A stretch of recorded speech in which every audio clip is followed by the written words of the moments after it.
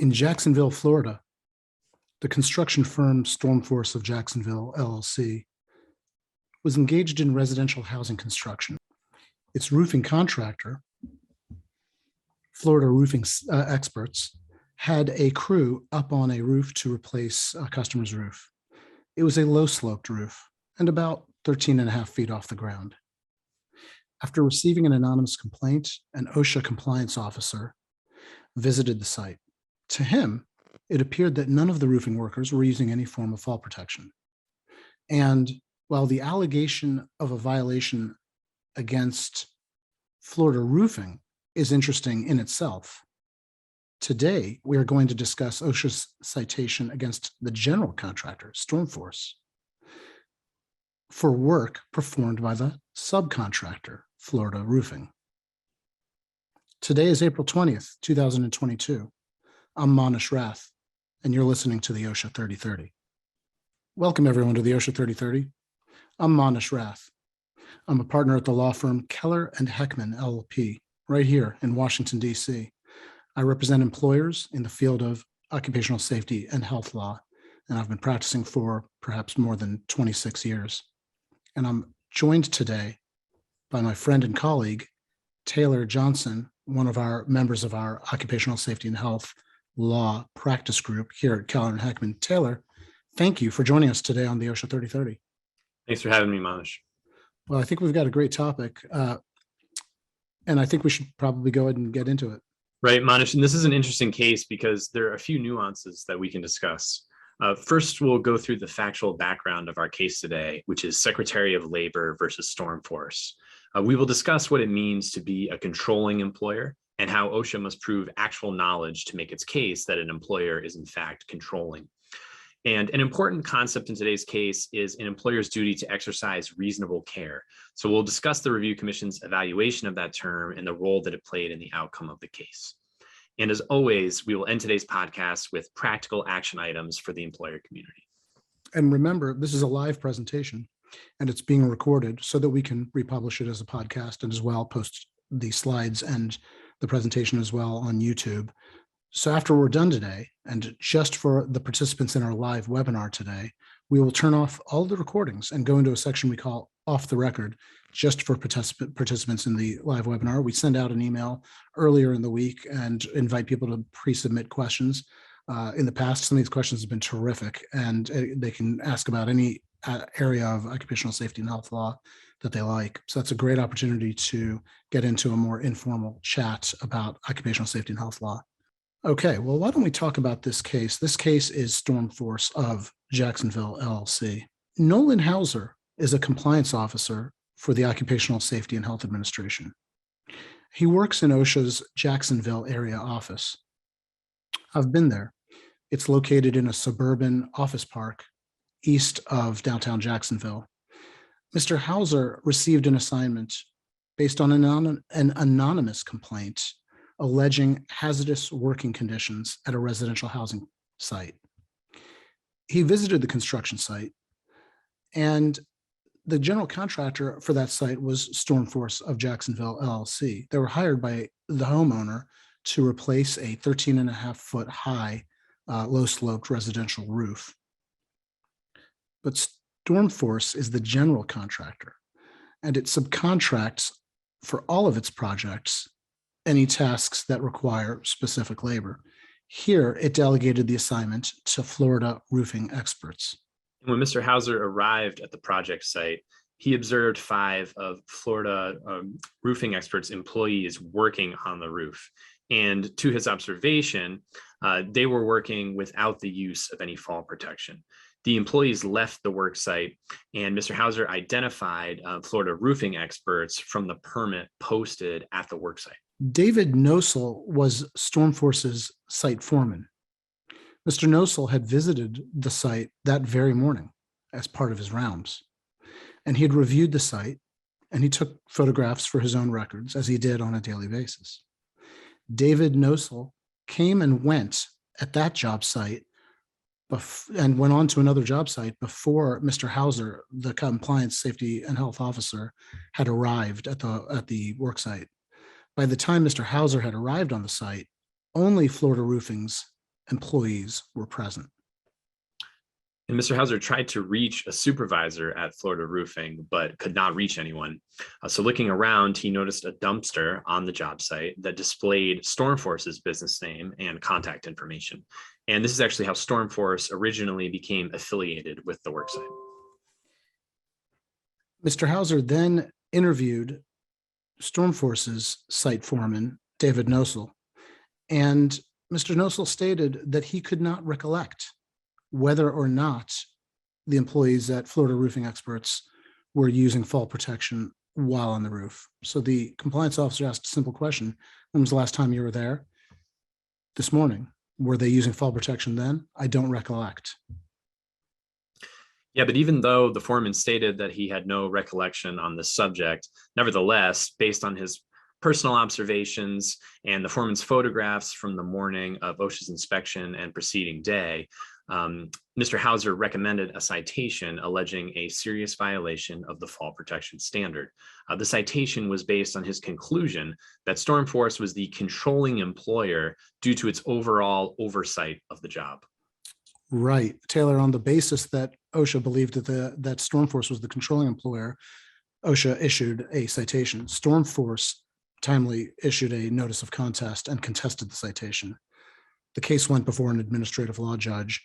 Recollect that OSHA sits within the U.S. Department of Labor, but the Occupational Safety and Health Review Commission is an independent agency, and it has at the trial level administrative law judges. And so this case went before an administrative law judge, or ALJ, and the judge affirmed OSHA's citation and assessed a penalty amount, $10,200. StormForce appealed the administrative law judge's decision all the way up to the review commission itself. The review commission is comprised of 3 commissioners. They are political appointees or nominees. And at the time this case went to the review commission, it's exceptional because the commission had all 3 commission positions filled. And so this case was one of the last cases to be where a decision was issued by a commission comprised of all 3 commissioners. We'll hopefully get into that same arrangement soon, but for now, this was one of the most recent, and it was about a year ago. Manesh, one of the key legal concepts that we want to just provide an overview of before we got into what the commission decided was the multi-employer worksite doctrine. And under the multi-employer worksite doctrine, an employer could theoretically be held liable for an alleged OSHA violation, even if the alleged violation was committed by a worker employed by a different company. Under the multi-employer worksite doctrine, there are 4 different types of employers who could be subject to this kind of liability. A creating employer, which is the employer who is alleged to have created a hazard. A controlling employer, an employer who has control over the work site. An exposing employer, the employer who directs activity that will lead to exposure to a hazard. And a correcting employer. Now, this is an employer who has the power and ability to correct a hazard. That's right. So this multi-employer worksite doctrine, it shows up in a lot of different work areas, but nowhere more integrally than in the construction sector. And that's what we have here, a general contractor and a subcontractor. And OSHA therefore applied its own multi-employer worksite doctrine and said, as to StormForce, yeah, maybe you didn't have any employees at the site, but you are a controlling employer and therefore nevertheless subject to compliance requirements under the Act. Manesh, the burden of proof rests with OSHA to prove all 4 of the following elements to win its case. First, the secretary must prove that the cited standard applies. Second, that the employer violated a standard. Third, that employees had access to the violative condition. And fourth, that an employer had knowledge of the violative situation. Those 4 elements are critical, and OSHA has the burden to prove them in every single case where it cites a violation allegation under a Occupational Safety and Health Administration standard. And Taylor, you'll recollect, you and I picked a case where that was the central issue in the March 2022, last month's episode of the OSHA 3030. So this is an incredibly important point for employers to bear in mind. And I encourage you, if you missed last month's OSHA 3030, go to our website. All of our prior episodes are housed there at khlaw.com/OSHA 3030, and look for the March 2022 episode where those 4 elements are discussed in full. So the agency has the burden to establish all 4 elements, but as a preliminary question, the Review Commission noted that the case first turns on whether StormForce is a controlling employer, which is what you just discussed, Taylor.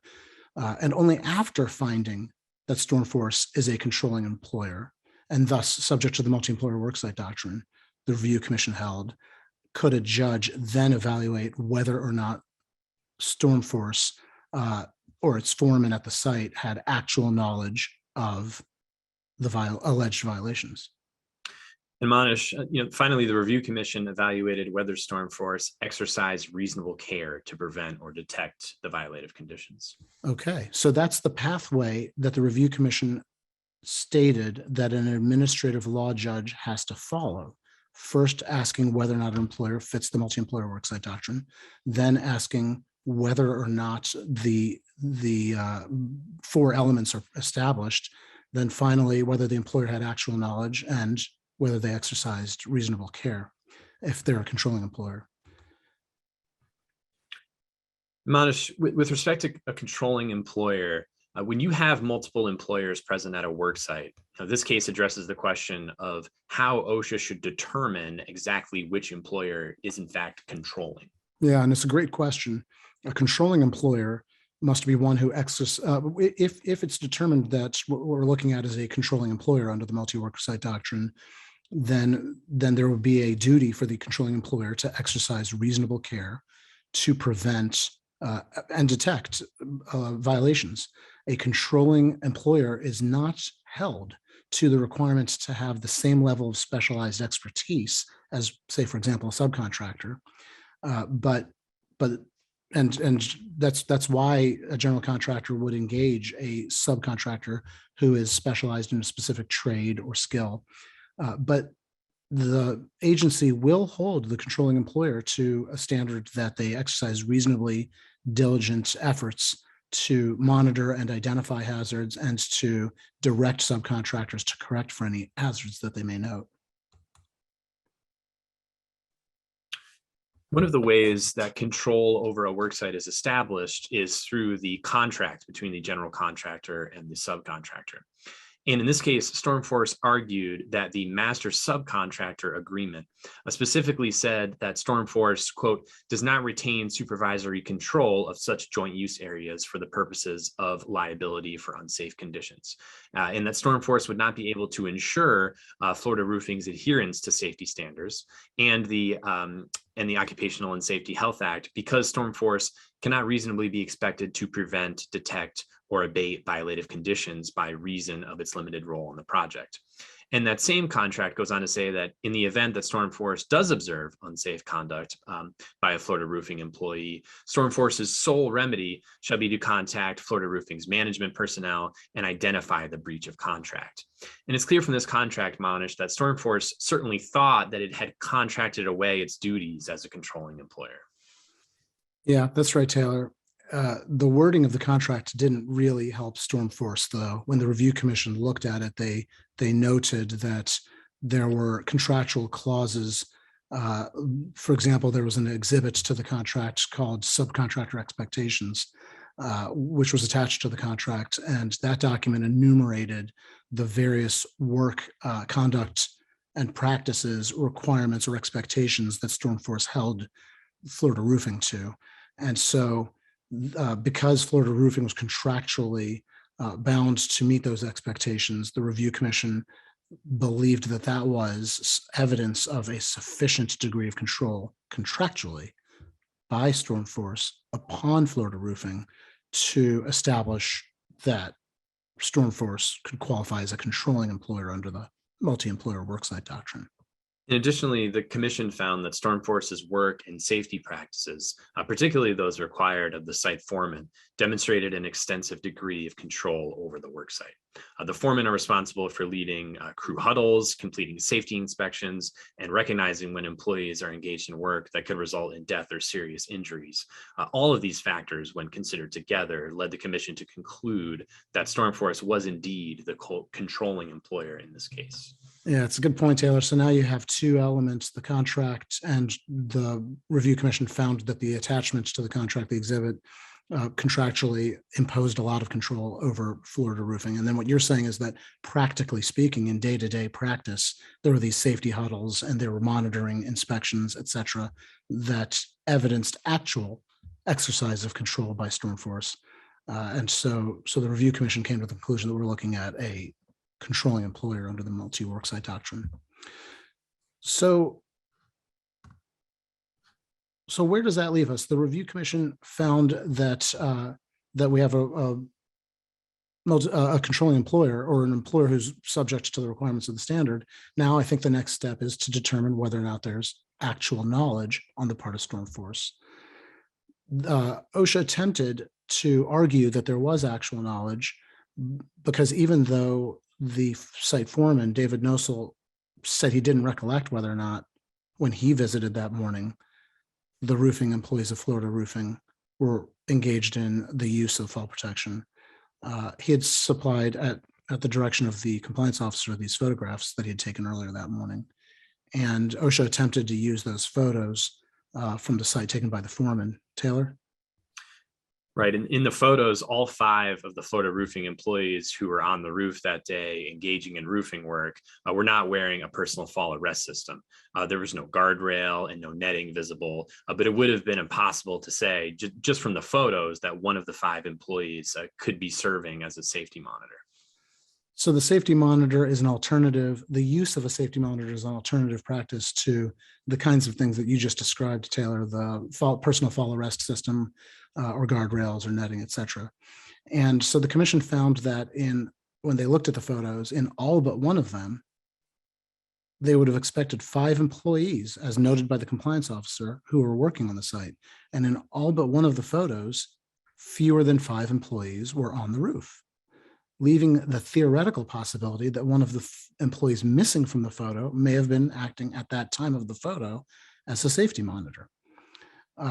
There was one photo where all 5 employees were in the frame, so to speak, but in that photo, one employee wasn't performing any work. And therefore, it was possible that the photo was depicting that non-working employee in his capacity as a safety monitor. It would have been impossible, the review commission said, to confirm or to refute that a safety monitor system was evidenced in the photos supplied by OSHA to the review commission, to the ALJ.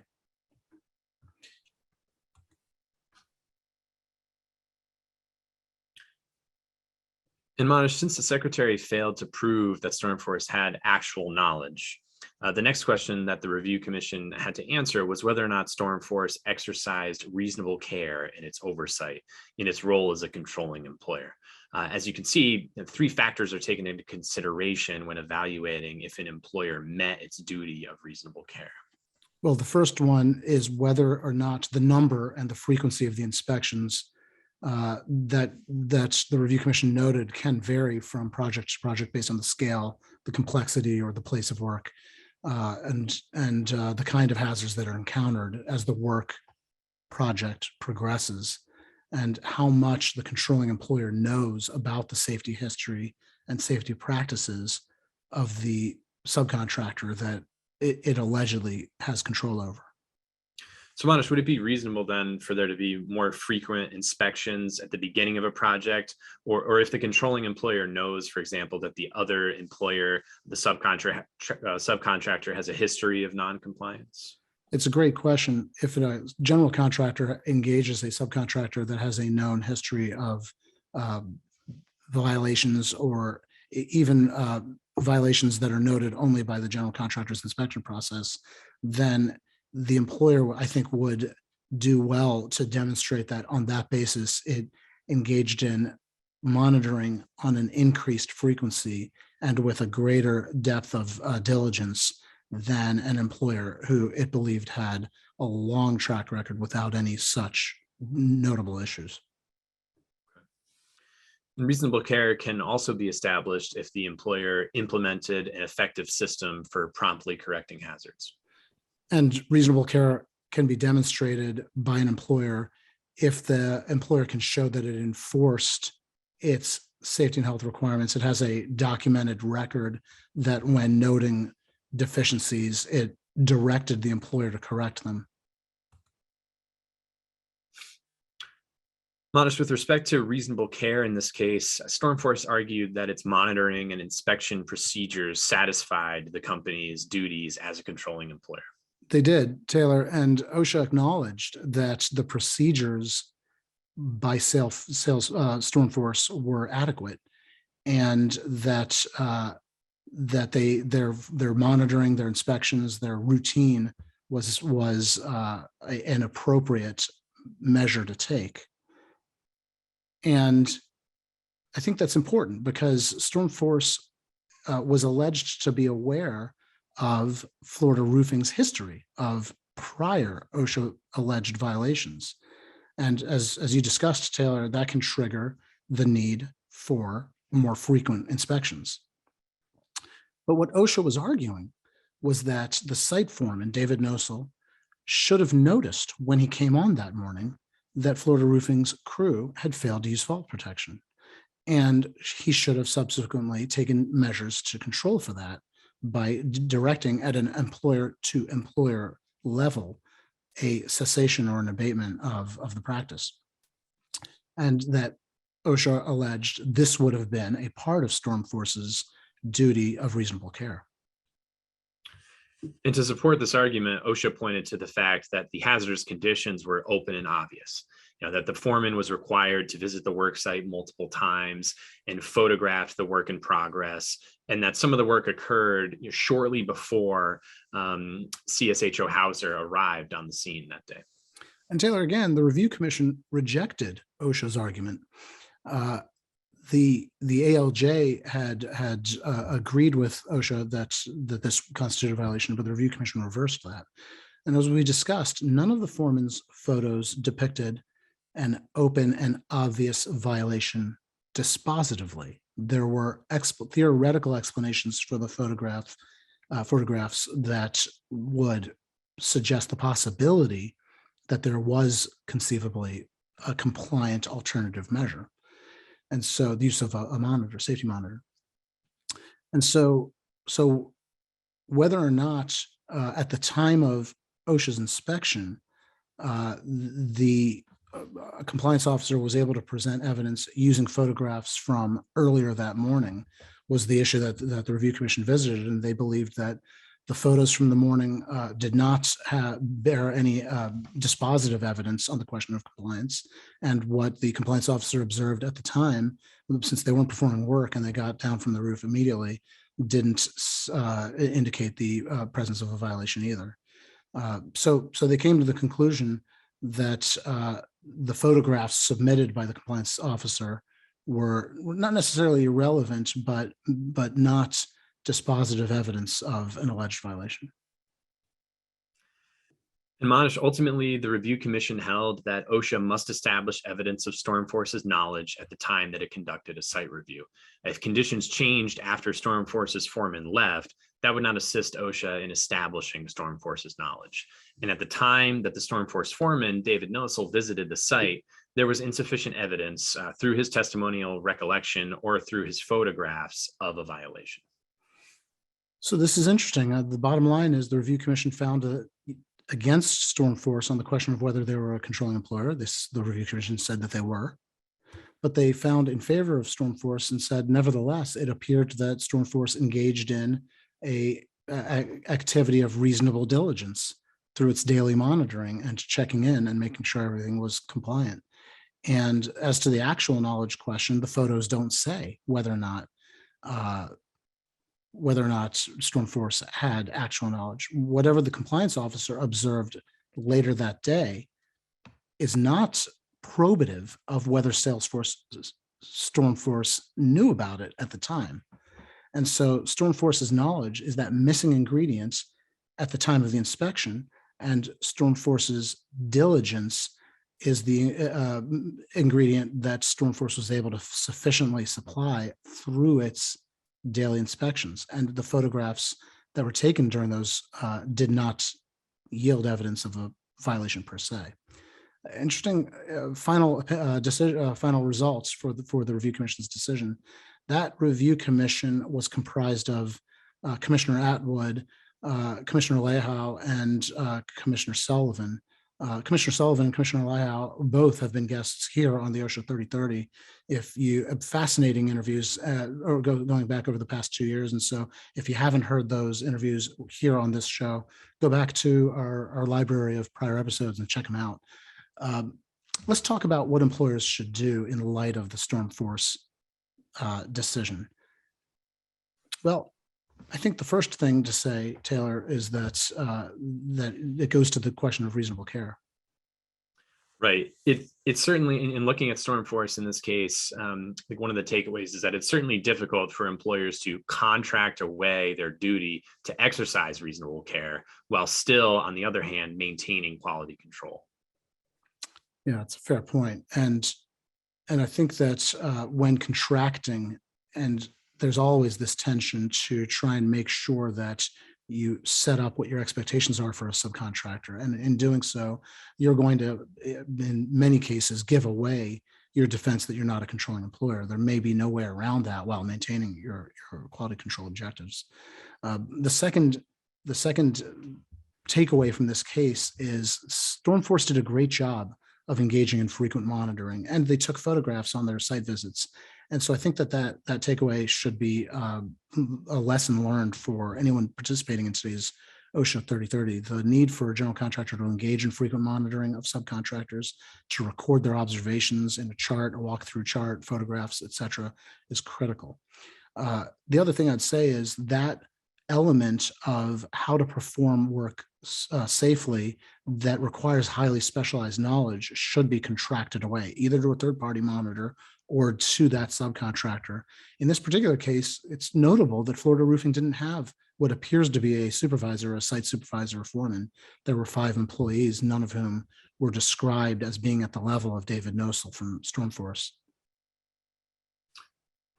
Manesh, a third takeaway here is if you're a controlling employer, practical sort of best practice is that it's always best to implement corrections between employers from the employer to employer level, and thus avoid managing the subcontractor's employees directly.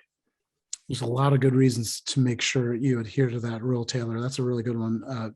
Wage hour laws, other employment laws, areas that I also engage in on behalf of employers, are good reasons to let your subcontractor manage their employees. And if you notice a violation that's not going to be likely to result in imminent serious harm or death, then notify the subcontractor and tell your employees to cease in that substandard practice, condition, or work method, and let the subcontractor deal with their employees accordingly. The last thing I think I can say is a fair takeaway or lesson learned from the StormForce case is that it's important that when an employer engages in provisional safety measures, in this case, the monitor, which was an alternative method for compliance with fall protection, that be memorialized in a written plan as a best practice. It's interesting to note that a lot of employers try and use the idea of a monitor as a defense in fall protection alleged violations, but you have to read that section carefully. It requires a pre-submitted, particularized, job site specific written plan before an employer is permitted to use that alternative measure. Merely saying we had a monitor, so that's why we didn't comply with the other alternative requirements like personal fall arrest systems, is not likely to be a sufficient defense.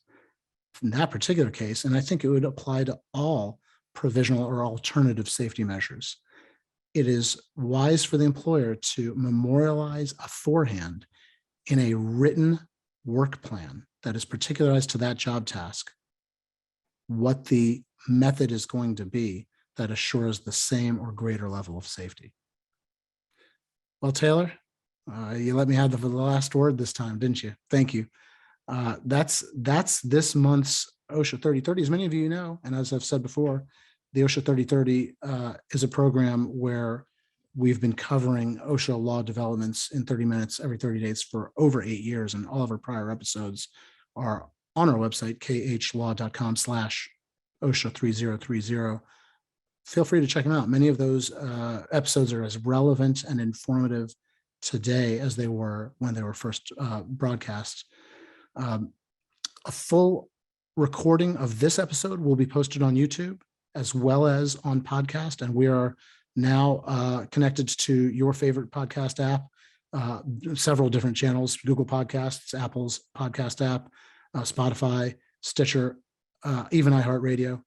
So check them out. And if you want, and I think it may make sense if you're not catching every one of these as a live event, subscribe to the podcast. And if you do listen to the podcast, please remember to like or rate it so that it's more searchable by others. And remember to use LinkedIn to link into all of our OSHA attorneys and our practice group if you haven't done so already. We want to expand the LinkedIn network of the OSHA 3030 community. We'll send out an invitation to our next episode, which is set for May 25 at 1 p.m. Eastern, Taylor? That's correct, Manesh. And when you get that invitation, please remember to send it on to at least 3 other people, either within your organization or at other organizations, especially safety and health professionals and in-house counsel, folks in your office of general counsel who are responsible for compliance with EHS. And that, by doing so, will ensure the success of the future of the OSHA 3030. So thank you for that. Remember our sister programs, the TSCA 3030 and REACH 3030 are coming up on May 11th and June 8th at 1:30 p.m., 1 and 1:30 p.m. Eastern time, respectively. And we have a FIFRA 3030 for those companies who engage in activities that are subject to the FIFRA regulatory scheme. If you have any questions about this or any other OSHA law question, please feel free to shoot us a call or email anytime. Taylor, I know I can speak on your behalf. We all love OSHA law and we love chatting about this stuff. So if it's a simple black letter law question that we can answer off the top of our heads, we love chatting about this stuff. Well, that's it for today's OSHA 3030. Taylor, John, and stick around for the off the record portion for those of you who are listening live. That's it for today's OSHA 3030. Taylor Johnson, I want to thank you for joining us today, and thank everyone at Keller and Heckman who made this episode possible. And thank you all, members of the OSHA 3030 community, for being a part of today's program. I'm Manesh Rath. This is the OSHA 3030, and until we see you again next month, stay safe.